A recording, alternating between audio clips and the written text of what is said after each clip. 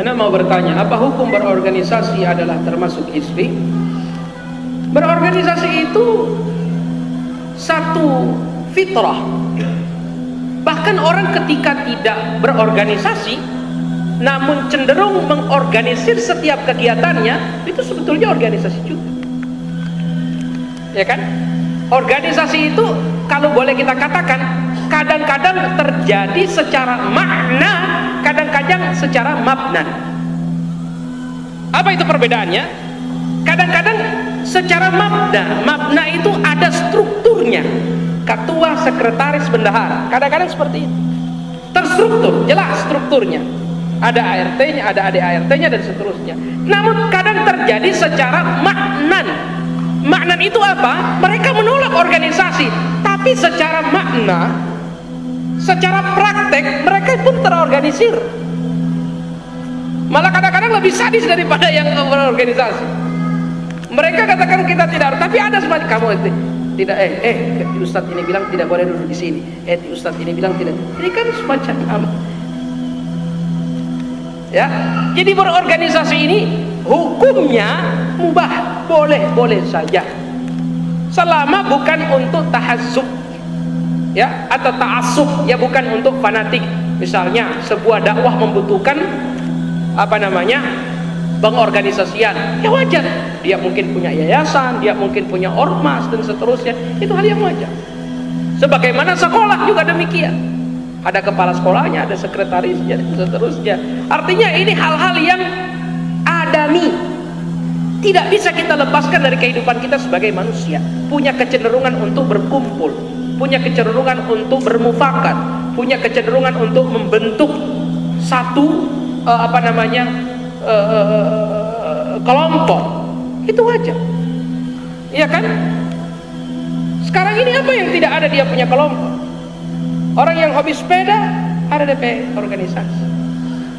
Bahkan di sepeda pun macam-macam. Ada yang hobi sepeda ontel, yang setua, ada yang hobi sepeda Brompton. Iya kan? Di motor juga begitu. Ada DP organisasi. Ada perhimpunan Vespa, ada Moge, Harley Davidson dan seterusnya. Iya kan? Ada persatuan Yamaha 80, ada X-King, semua ada. Itu fitrah. Antum tidak bisa menghilangkan itu dari manusia. Yang dilarang itu adalah membangun loyalitas di atas itu semua. Kalau bukan bagian dari organisasi saya, maka dia adalah lawan saya. Saat ini Bapak dan Ibu yang dirahmati Allah, yang dibutuhkan umat itu adalah fastabiqul khairat, berlomba dalam kebaikan. Entah antum berlomba dalam kebaikan itu dalam wadah tertentu yang berupa ormas atau non ormas, tidak bisa. Tugas kita saat ini adalah saling menguatkan. Jangan yang tidak berormas mencela yang berormas, demikian juga yang satu mencela yang lainnya. Tidak bisa. Sama-sama saling mengambil wasilah. Ya, saya tidak bisa membayangkan bahwa ada orang menolak ormas, tapi ketika bikin kajian buat panitia. Coba antum bikin kajian tidak pakai panitia. Anak mulia bagaimana bikin kajian? Ambil kamar mik, siapa dulu ngana? Iya. Ambil kamar mik di sana. Tunggu saja. Iya kan? Hierarki dalam sebuah masyarakat itu lumrah adanya. Lumrah, antum tidak bisa menyangkal itu. Ya, antum tidak bisa menyangkal itu. Makanya ini dibolehkan oleh para ulama. Makanya Syekh bin Baz itu terlibat dalam organisasi besar dunia. Dia terlibat dalam organisasi apa? Seperti Lajnah Daimah, kemudian terlibat juga dalam OKI. Ini organisasi, ya kan? Ulama-ulama besar terlibat dalam itu semua. Jadi masalah berormas ini hukumnya boleh. Dia tidak dilarang, namun bila loyalitas dibangun di atas organisasi, itulah yang terlarang. Artinya kita hanya mau bergaul dengan yang satu organisasi, atau yang hanya satu kajian, satu circle dan semua. Tidak bisa seperti itu. Ilmu ini Bapak dan Ibu yang dirahmati oleh Allah, selama dia dilandaskan kitab dan sunnah, dari manapun boleh kita ambil. Makanya beruntunglah orang-orang yang diberikan hati yang bersih. Di mana ada majelis ilmu, dia datang ke situ, tidak perlu tanya siapa yang bikin itu. Selama Quran dan sunnah, dia dulu di situ. Ini orang hatinya bersih. Oh, ini orang yang betul-betul ingin menuntut ilmu. Dan fenomena seperti ini sebenarnya fenomena yang lama. Saya secara pribadi pun kajiannya ini sudah tidak di sini. Kenapa? Ini kajian berapa puluh tahun yang lalu. Kalau masih begini berarti ini penuntut ilmu baru. Kalau yang sudah lama mengaji insya Allah sudah paham bahwa ini jangan dibesar-besarkan. Tidak berarti bahwa orang ketika dia di satu organisasi dia keluar dari Ahlus Sunnah wal Jamaah atau ini juga menganggap pun demikian, tidak bisa seperti itu. Jadi persoalan klasik sudah dibahas oleh para ulama, tidak ada yang berdebat dengan masalah ini di zaman-zaman seperti sekarang ini kecuali orang-orang yang bacaannya tidak bertambah, itu saja. Ya, bacaan harus bertambah, riset harus terus bertambah. Ingat, dalam fikih itu Bapak dan Ibu, dalam fikih dakwah terutama ada yang dikenal dengan mutatallabatul asr, bagaimana menjawab tantangan-tantangan zaman. Dan tantangan-tantangan zaman ini ya, wasilah untuk merespon realitas itu macam-macam. Itu macam-macam.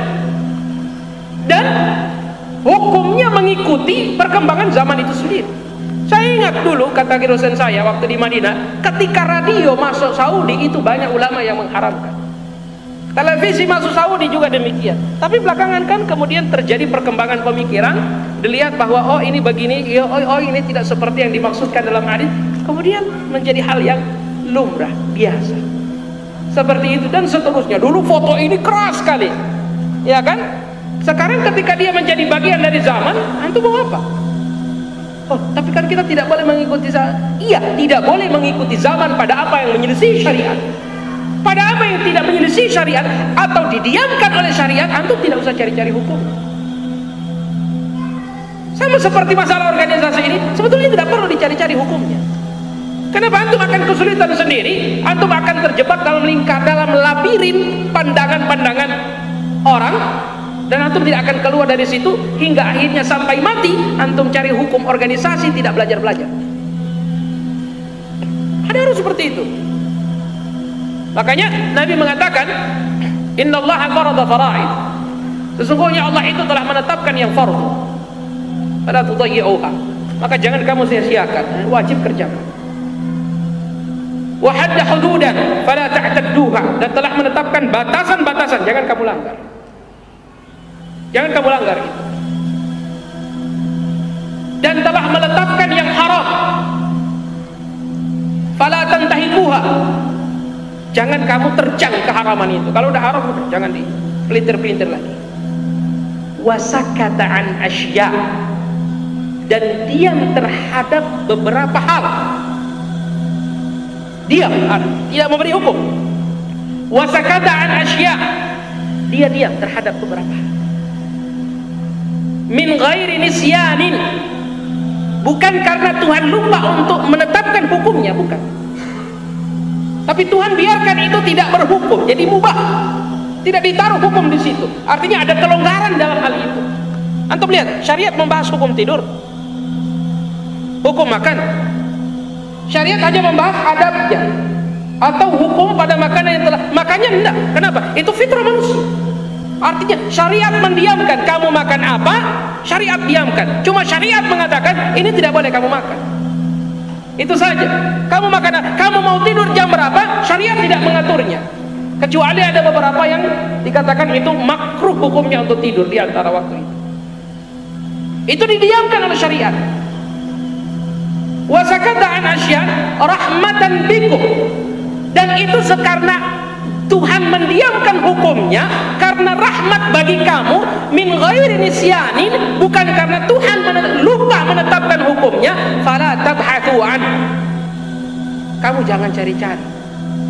Karena memang mencari-cari hukum yang sebetulnya tidak perlu itu akan menyibukkan, menyulitkan, dan kita akan masuk ke labirin tadi. Gak ada ujungnya. Sama dengan hal ini. Ini sudah selesai. Karena ini fitrah manusia, maka tidak perlu dicari-cari. Berkumpul adalah fitrah manusia, mengorganisir sesuatu adalah fitrah manusia, maka hukumnya mubah. Sehingga bila dibutuhkan silahkan, bila ada yang merasa cukup juga tidak masalah. Tidak usah saling menyalahkan antara satu dan yang lainnya.